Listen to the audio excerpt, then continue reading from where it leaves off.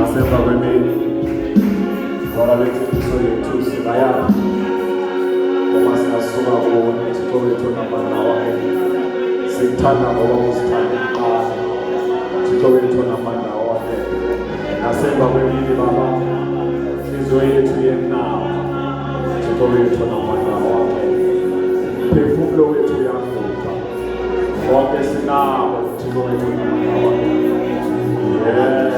usezinyaweni zakho silungile ukudliswa silungile ukufa silungile ukulungiswa silungile ukuxoxiswa silungile ukululekwa silungile ukuyalwa Thixo wethu namandla wakhe zonke izinto sezikhona ezweni lakho Thixo wethu namandla wakhe sebenza ngalo thetha ngalo sincede ngalo egameni likaYesu Kristu waseNazaretha fihla namlo Nkosi Thixo wethu namandla wakhe ukuze umsebenzi wokuthulizwi lakho oqale kokuqala Thixo wethu namandla wakhe ndingabi ngokwakuphambuka wena wenza intando yakho ebantwini lakho egameni likaYesu.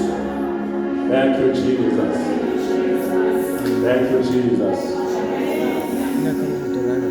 Lapha selikhona kunesimanga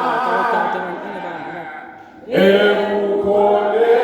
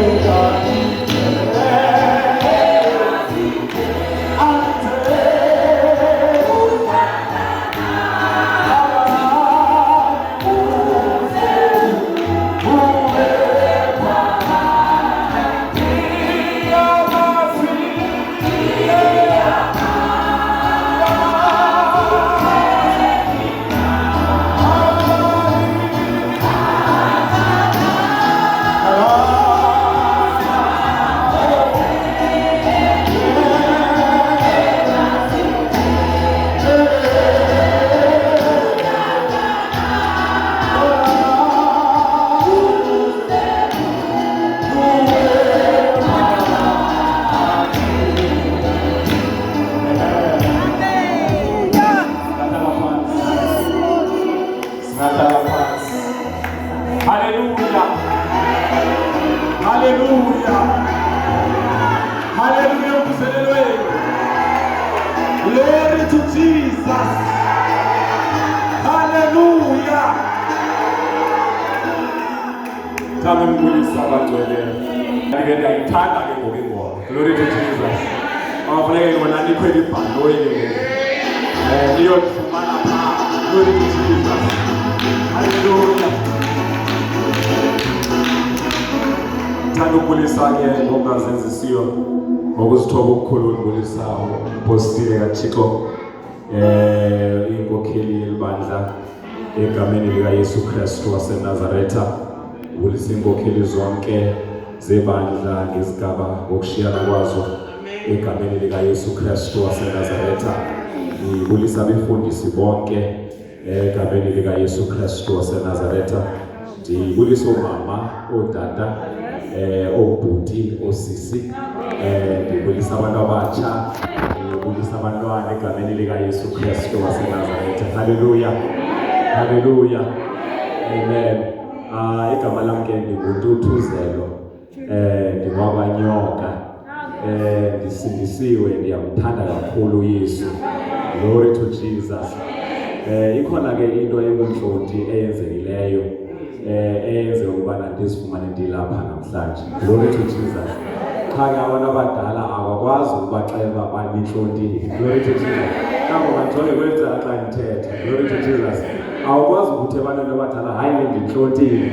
Glory to Jesus. Hallelujah. In fact eyona nhlonti inkulu yile ukubana ndithethe emva koBishop. Glory to Jesus. Uba kuthetha umntwana emva kokuba sekuthetha abantu abakhulu. Glory to Jesus. Njengoba izolo nje babeli lapha beqonda ingase singaphumi kwalapha ngoba beke saphuma sayolala beke ndalala ndizawuvuka beke ndavuka ikale lemini yokubana ndize apha. Glory to Jesus. Hallelujah. Ndiyabulela kakhulu ke bangcwele ukuba ndibe khona kule ndawo. Bezikhona ezinye indawo bendinokuba ndibe kuzo. In fact ndiye ndazimisa ezinye zazo ngakhetha ukuba lapha. Glory to Jesus. Eyona ke inhlekisileyo leyoba angiqali ke nalo kuzapha. Abanye abantu abakhonza apha bayongothuka bayaqala ukungibona. Mina andiqali ukuzokhonza apha. In fact andiqali ukushumayela apha. Glory to Jesus. Uthe umama xa endifonele ndixelela isisigidimi kwathi ngapha enhlizweni yam uyamtyala iya noba thina siwe-excuses iprogram igcwele nje iveke ibhizi wathi uyamtyala iya.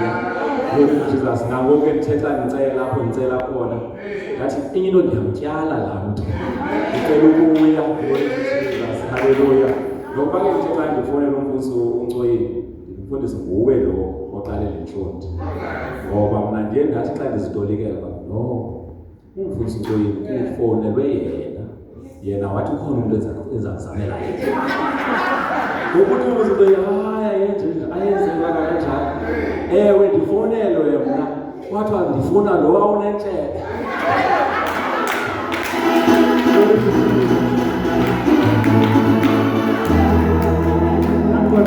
Ndisengxakini maniyisuzele ntshebe ukuze ndingakwazi ufumaneka. Athi sithi ndifunela onentshebe kuthiwa akasekho nentshebe akhange ukuba uzathi. Glory to Jesus. Bonga wesakaxesha abangcwele masijonge ezweni phaa kuTito chapter 2 apho sikhoyo ukhona umuntu nononcoko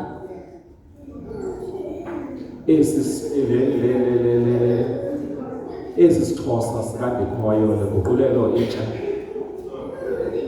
okanye onayo ayiboleke umuntu okwazi ufunda nditsho kulo uzawufunda ngoku uba abe comfortable ngoba sizawumane sifunda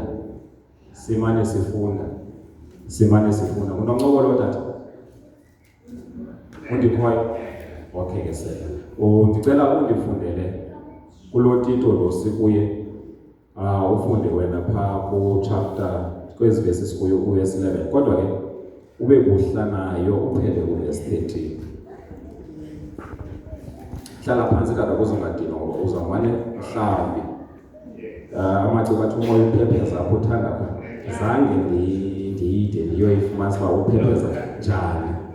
So mhlawumbi uma uzomane sithi funda ndinayo into etshoyo apha entliziyweni yam, qha ke ndiyazazi kwam andingomntu uhamba kakhulu ngesicwangciso.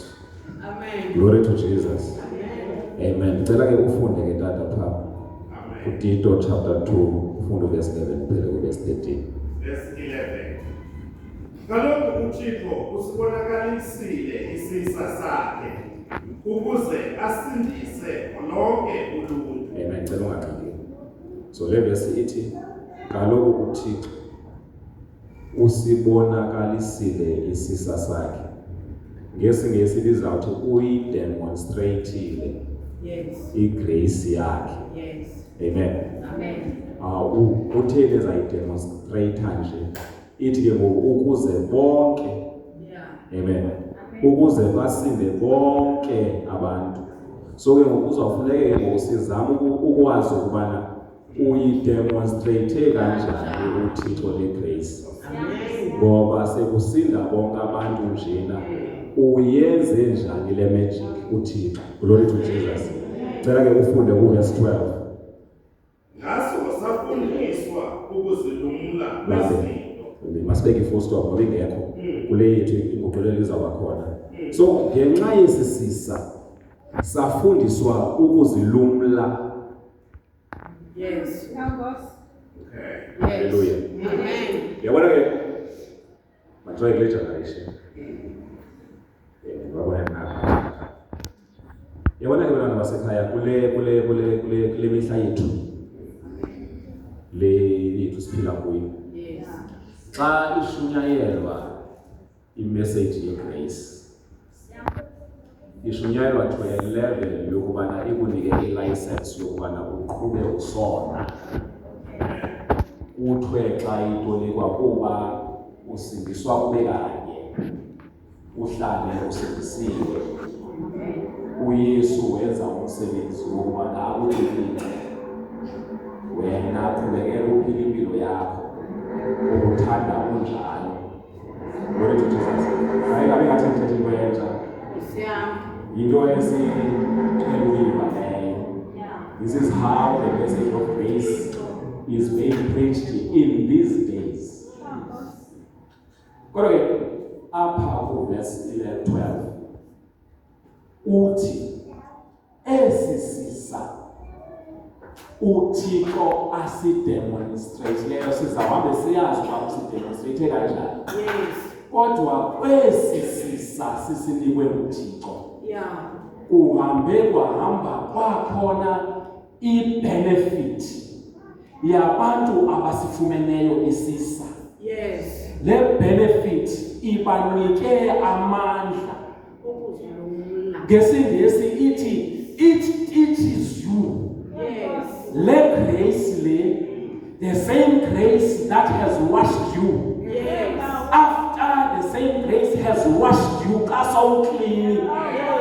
Le grace iphinde ikufundise ukuhlala uclean. Amen. Amen. Ithi ke nguwe ozilumlayo. Ufundiswa yigrace. Amen. Akusi grace ekulumlayo. Hallelujah. Amanye amazwi uthi ukhona kwiposition yokulumleka. Ungalumleki kuba ukhetha ukungalumleki. Amen. Amen. So ithi isifundisile Yes. lenceba Okay. olubabalo lusifundisile Yes. ukubana sizilumle. Sifundiswa lubabalo kodwa ukuzilumla kokwethu. Amen.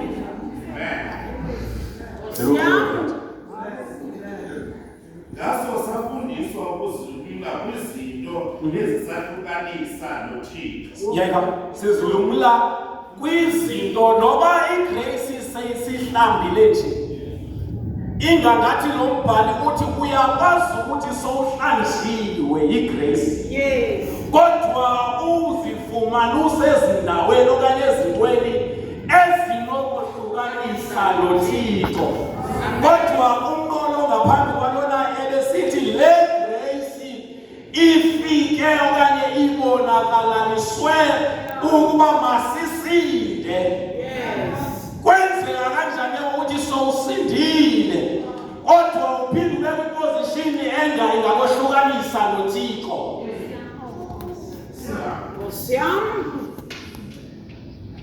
The underlying factor is that there is an element yalo muntu othe wafumana igrace yokuba azilumle. Ngicela uqhubeke ufunde. Nakwiminqweno emibi sifundiswe nokuhlala singale. Yeba awuthini yonke. Ubungcatho ke isiphathe literally ethi.